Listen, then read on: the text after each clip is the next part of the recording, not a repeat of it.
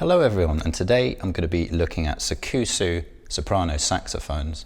Now Sakkusu for a number of years now has been the Sax.co branding for our student range of instruments, and we've got this branding throughout all of the four main saxophone groups, so soprano, alto, tenor and baritone. And in this video I'm going to be demonstrating our two main soprano Sakkusu models. Now for me it's been a long-term project trying to identify really good quality instruments from overseas factories that we feel happy with in terms of the quality of the service we're getting from the factory, the quality of the instruments involved in terms of various technical aspects. It's taken a few years and I really feel that we've landed on some great instruments. So what I'm looking for principally in terms of the playability and the quality of the actual instruments is the following three major things. First of all, good intonation and tone is essential.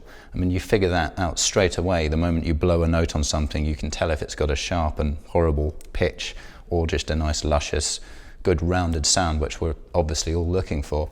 In terms of intonation, again, this is pretty obvious straight away.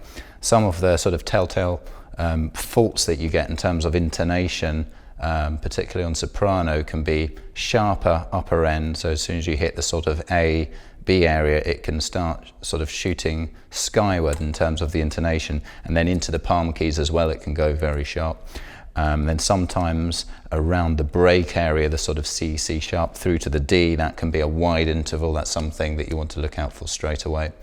And I'm happy to say that on these Sakkusu instruments I've got here, these intonation defects are really minimized. The tone and the intonation all really comes together very nicely. So that's the first thing, tone and intonation. And then the second thing is having a comfortable key layout.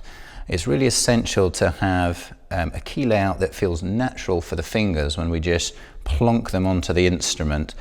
This is where the keys should be positioned. You don't want to have them at awkward stretches where we're having to adjust our fingers in order to sort of meet with whatever the manufacturer has put down on the instrument. It's got to be well R&D'd and fit naturally with the curves and the spacings of the fingers, and these instruments feel great from that point of view. And then finally, and a very important thing, is the build quality. It's got to be a decent build quality.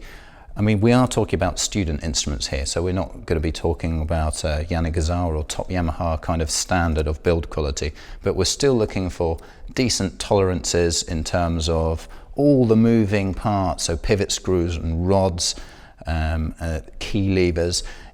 They've all got to function together in a sort of uniform way without lag and play in the system. And these instruments really aren't bad from that point of view at all. Not only does this translate into the key action for the player when you're actually playing, but it translates into longevity.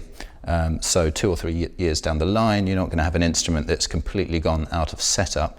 Because we've been selling these instruments for a few years, we've found that we've got really good customer feedback in terms of this very area. We're not having people calling up all the time saying, it's gone out of setup, bottom notes just aren't working. People tend to be just very happy with these instruments, and considering they're at such a low price point, this is really excellent news from our point of view.